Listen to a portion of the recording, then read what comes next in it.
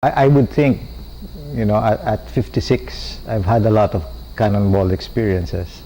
And I don't think there is one definitive experience that I can call my cannonball experience. A cannonball experience is an experience that trips you, napapatid ka. So when I look back, and I like to tell this story, when I was in grade school, I was one of the top students, so I thought, yeah, I'll go to Philippine Science High School, that's my dream. From Lourdes to Philippine Science to UP. That was the trajectory I had planned even then. And then I applied to Philippine Science, and I passed the first exam. So I go, okay na.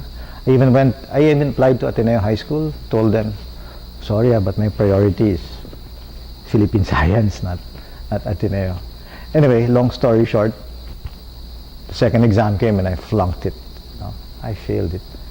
So I had to eat humble pie and go to Miss Becky Sanyosa here in the high school. Says, Ma'am, tatanggapin niyo pa ba ako? Anyway, to her credit, and I guess maybe I would say that's God's grace, she accepted me. But then even at Ateneo High School, which I really appreciated the formation I got there. Even with Ateneo High School, my plan was still to go to UP.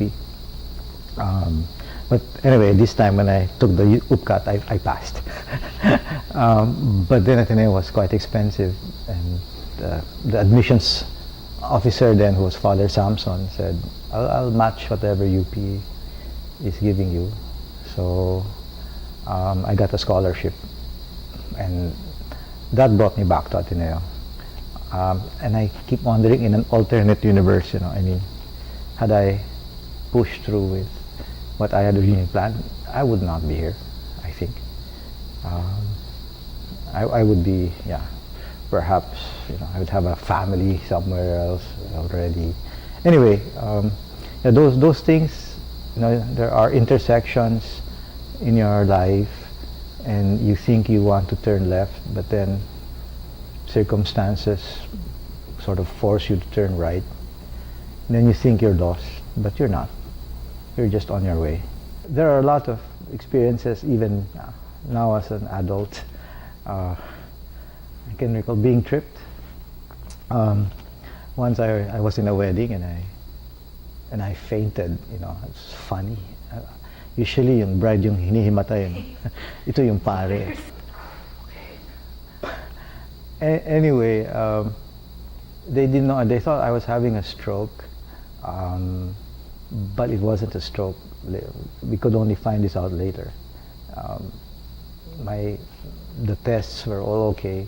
I used to faint before, but I remember falling. In fact, when I was in Sagada, back, some of my friends will know this. But this time, I think doctors think it was a glaucoma attack. I could have gone blind actually. But when it was happening, I was even smiling. I said, God, what a way to go. I said, this is it. This is it. Am I going? While they were bringing me from Tagaytay, was it, or Nasugbu to the hospital. It was a long ride. I don't know. I was throwing up along the way, but I was lying down in the car. But after that, in a sense, I was crippled. I could not walk. Actually, I had to use a cane, and for about 2 weeks. So that tripping makes you wonder about many deep things in life. This was when I was just beginning to be a president of Savior, and it was so humiliating and embarrassing. I said, kasi simula ko pa lang, ito na, and I still have 6 years ahead of me. And this is already who I am, what I am. I'm already, ano yung Tagalog term? Baldado, crippled. So it was humiliating. But at the same time, it was very, very strengthening. Because then you ask, who do you depend on? Who are you leaning on? And then that's when I realized life is so vulnerable. We think we're resilient. It's hard to actually kill a person. I mean, if you stab a person several times, the person doesn't die immediately. But that moment made me think, God, we're hanging on a thin thread. And God can just cut that thread. Or someone else can cut that thread and you're gone. That's it. That vulnerability